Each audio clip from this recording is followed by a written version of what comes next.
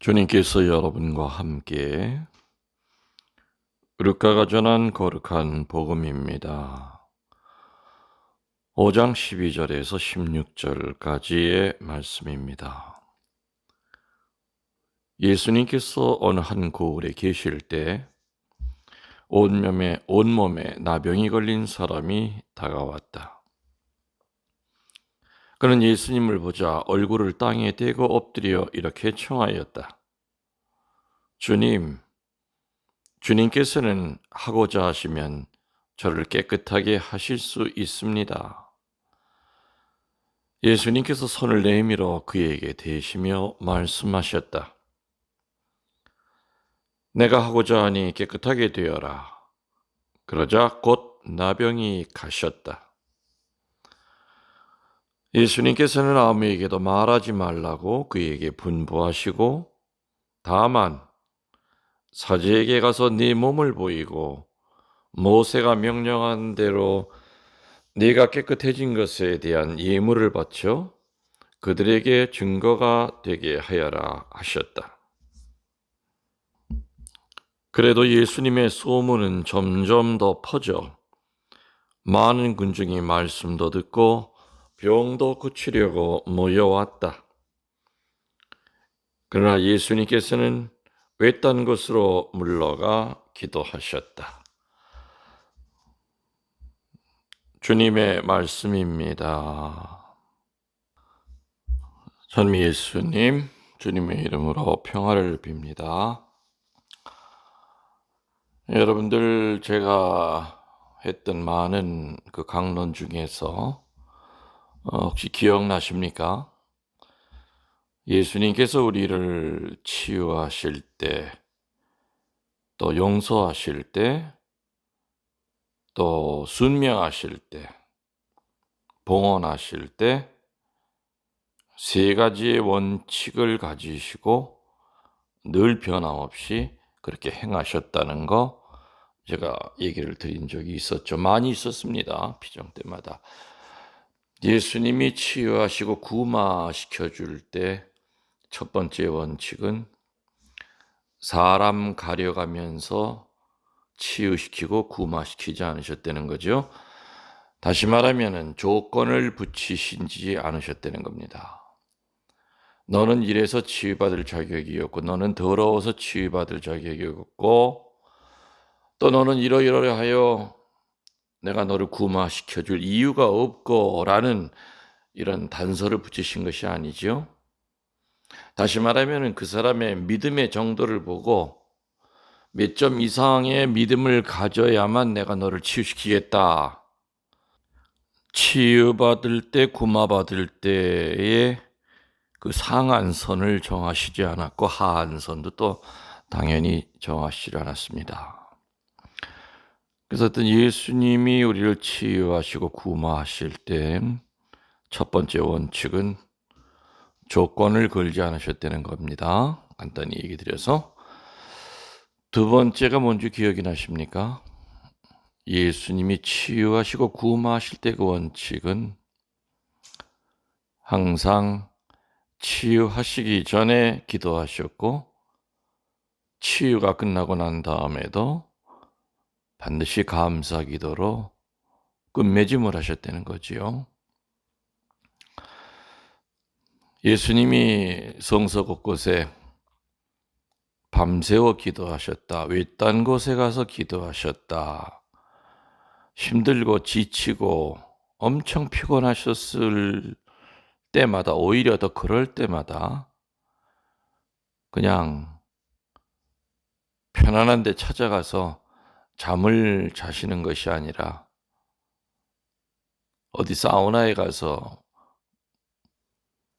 몸을 따뜻하게 하는 것이 아니라 예수님은 늘 기도와 기도로서 또 그 한가운데 인간에 대한 연민과 자비가 있었던 겁니다. 그래서 우리들도 마찬가지로 다른 사람을 치유시키고 또 다른 사람의 어둠을 띄어내려고 할 때 그땐 반드시 기도를 합니다. 안타까우니까. 그런데 문제는 그런 일이 하느님이 도와주셔서 어떤 사람이 치유가 되고 구마가 됐을 때 치유 기도하기 전에 그 절박한 마음으로 감사하는 기도도 하고 있는가 했던가. 세 번째, 예수님이 치유시키고 구마시킬 때의 원칙은 참으로 섬세하게 치유시키셨다는 거죠. 귀먹은 반벙어리 고쳐줄 때 이야기도 상상을 초월하는 섬세함으로 귀먹은 반벙어리를 해방시킵니다. 또 오늘 복음에 나오는 이 나병 환자를 대할 때의 그 섬세함이라고 하는 것은 참 상상을 초월합니다. 하여튼 팔레스티나에는 두 종류의 문둥병이 있었습니다. 하나는 나쁜 피부병과 같은 건데 그거는 뭐 그렇게 심각한 건 아닙니다. 글쎄요, 그때 그 시절에는 몰랐겠죠. 그게 아토피였는지. 하여튼 계속 가렵고 긁고 그렇지만은 뭐가 떨어져 나가고 손가락이 떨어져 나가고 그러지는 않습니다. 너무 긁어서 가려워서. 근데 이제 그렇게 그런 아토피 같은 것도 하나의 문둥병, 나병으로 보고 있었다는 거죠. 또 다른 하나는 처음부터 아프질 않습니다. 가렵지도 않습니다. 하여튼 작은 반점에서 시작해서 그 반점의 균이 살을 파먹고 들어가서 아주 비참하기 이를 데 없는 상태로 빠집니다. 그러면 그 병자의 손이나 다리나 코, 귀 등이 떨어져 나가면서 아주 몰골이 험상궂게 변하죠. 그래서 이러한 병은 무서운 불치병이었습니다. 오늘 예수님 찾아왔던 사람은 아토피 때문에 찾아온 사람이 아니라 이렇게 손, 다리, 코, 귀 등이 떨어져 나갔던 무서운 불치병인 그야말로 문둥병, 지금은 한센시병이라고 그러지만은 그전에는 이제 문둥병, 나병이라고 그랬습니다. 여러분 시간 되시면은 레위기 13장에서 14장을 한번 읽어보시면 그때 당시에 이 나병에 대한 그 시선이 어땠는가, 나병에 대한 그 규례가 장황하게 나옵니다.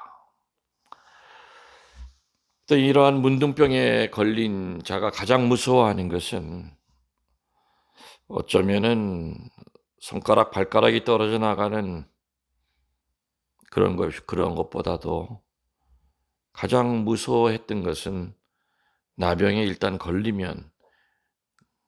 걸렸다고 소위 확진이 선포가 되면 가정을 떠나야 됐고 그게 제일 무서운 거였죠.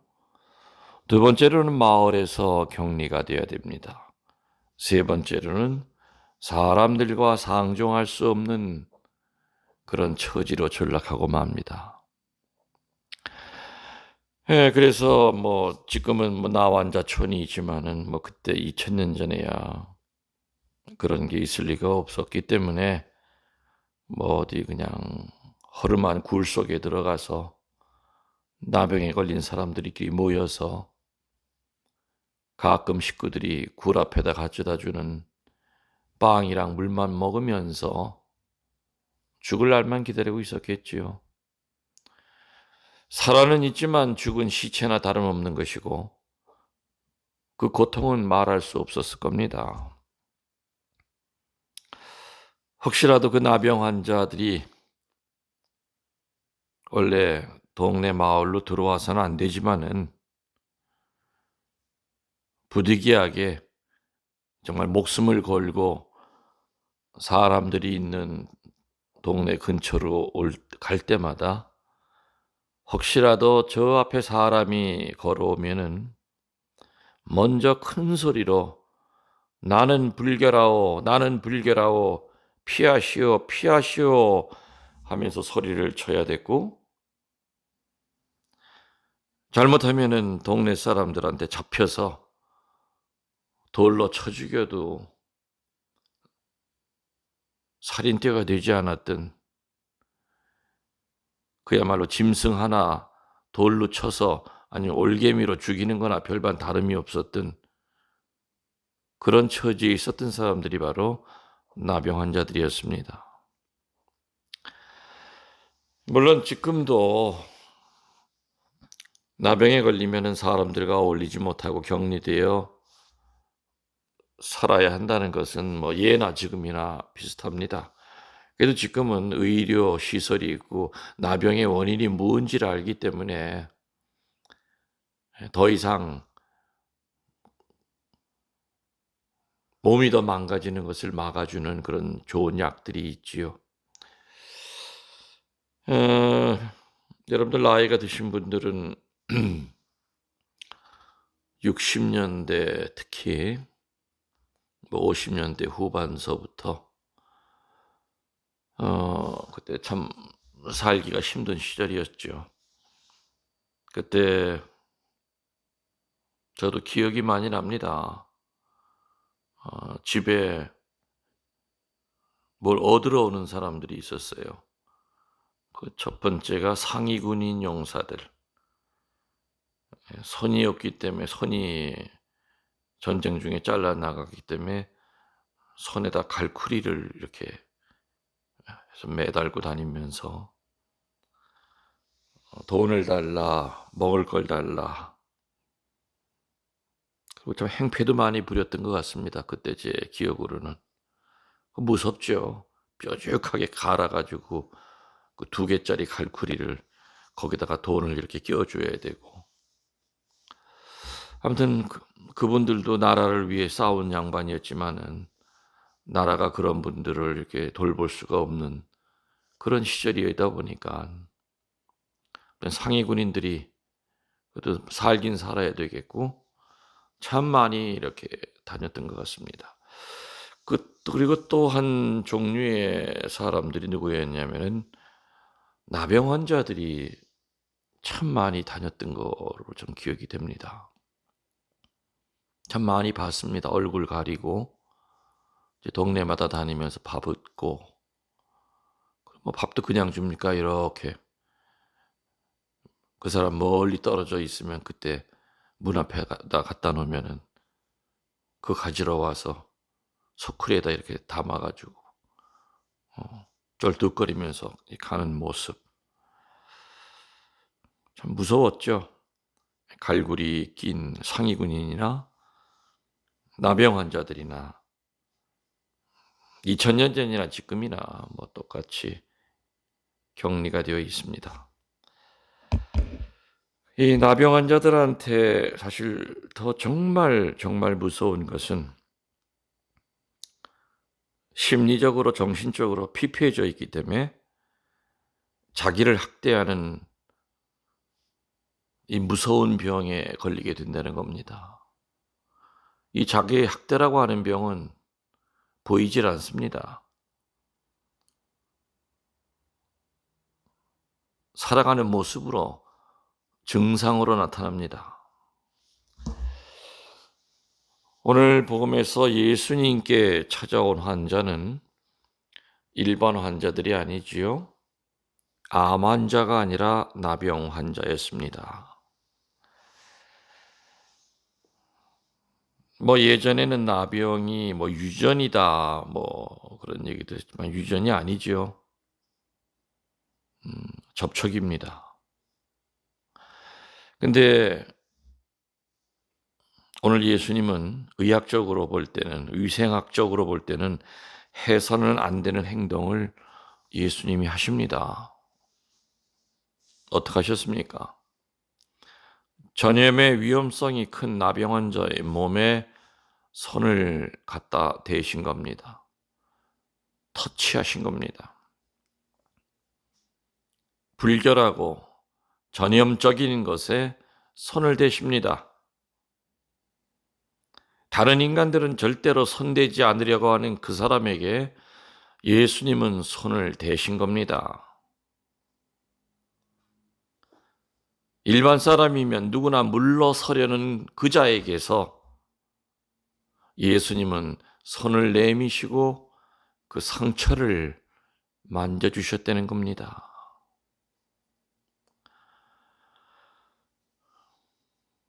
이 나병 환자들의 천사들이 많이 있죠. 다미안 신부님, 또 우리 소록도 같은데 독일 천사 수녀님들, 마리안나와 마가렛 한평생을 나병 환자들과 살았습니다. 제가 옛날에 신학생 때도 이분들은 그때는 아주 젊으셨죠. 참 아리따고 아주 이뻤습니다. 그분들 독일 분들인데, 그래서 그 옆에서 제가 이렇게 보조를 이렇게 하면은 한국 간호사들은 철저하게 장갑을 끼고 하는데 이 두 분은 장갑을 잘 안 낍니다. 맨손으로 환자를 이렇게 만지고, 또 만지다 보면은 피 같은 것도 손에 묻고, 제가 알고 있는 상식으로 저도 참 처음에는 이해를 못했죠. 그리고 거기 있는 그냥 일반 수녀들도, 의사들도 그 수녀님들에게 기본을 모른다. 어떤 의학적인, 어떻게 저렇게 만질 수가 있느냐. 물론 다미안 신부님은 나병 환자들 몰로카이 섬에서 그들을 사목하다가 감염이 됐죠. 그래서 다미안 신부님은 나병 환자로 죽습니다.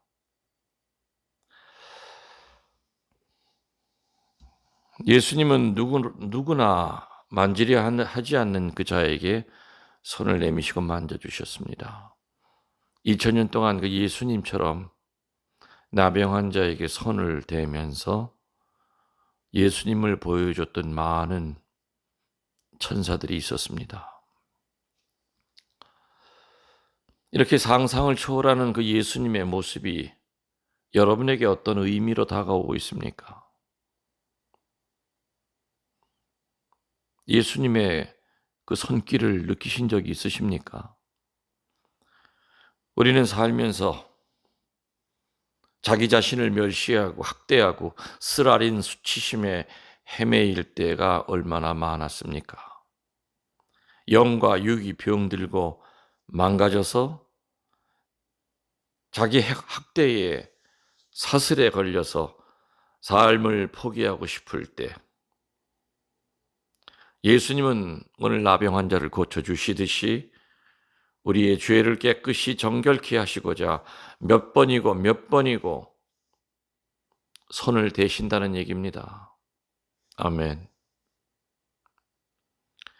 인간적으로는 손댈 수 없는 자에게까지 손을 대시고, 사랑할 수 없는 자를 사랑하시고, 용서할 수 없는 자를 용서하시는 그 예수님의 모습에서 우리에게 향하고 있는 하느님의 진정한 사랑이 어떤 것인지를 우리들은 느낄 수가 있습니다.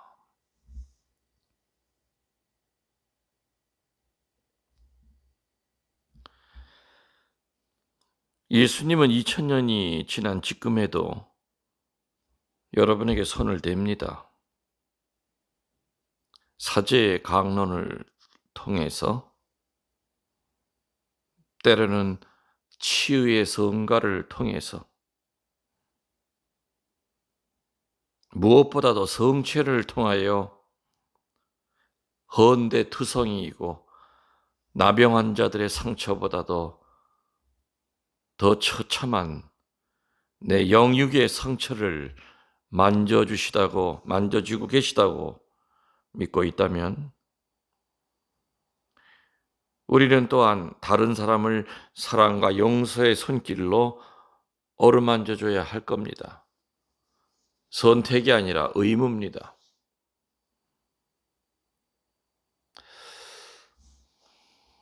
제가 그전에 한번 그런 얘기를 했었죠. 지금 이 코로나 시대 후에는 접촉의 시대가 아니라, 다시 말하면 만남의 시대가 아니라 접속의 시대로 바뀌었다. 이런 얘기를 한 적이 있습니다.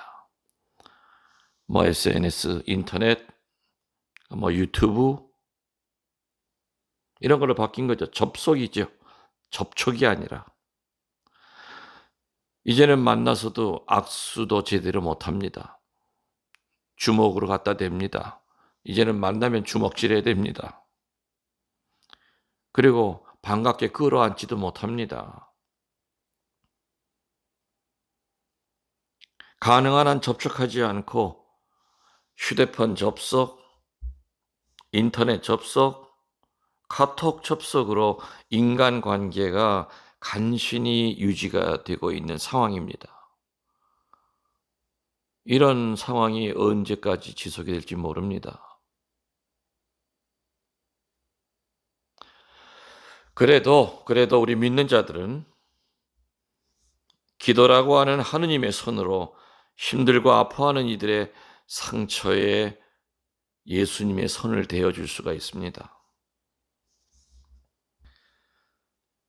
자선이라고 하는 예수님의 그 손을 가지고 버림받은 사람들을 도와줄 수가 있습니다.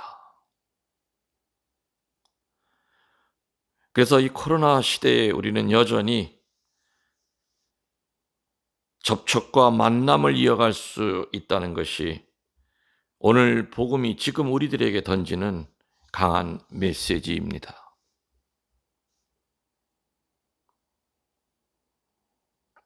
사랑하는 교회 여러분들, 코로나 때문에 불편은 하더라도 우리의 영혼이 어둠에 헤매서는 안 될 겁니다. 그리고 기회가 된다면 일주일에 여러 번 성체를 영하십시오. 그리고 여러 가지 환경 때문에 어둠이 여러분을 공격할 때는 묵주 들고 묵주알을 봉헌하면서 성모님께 전구 청하시면 여러분들 이러한 상황 속에서도 기쁨과 평화를 갖고 오늘 예수님을 만나 치유받은 또 하나의 나병 환자처럼 여러분도 치유가 될 것이요. 또 여러분의 손길을 기다리는 그 사람들도 여러분이 치유시켜 주실 수 있을 겁니다. 오늘 기쁘고 복된 하루 되시기 바랍니다. 여러분들 영혼에 영혼을 더하여 사랑합니다.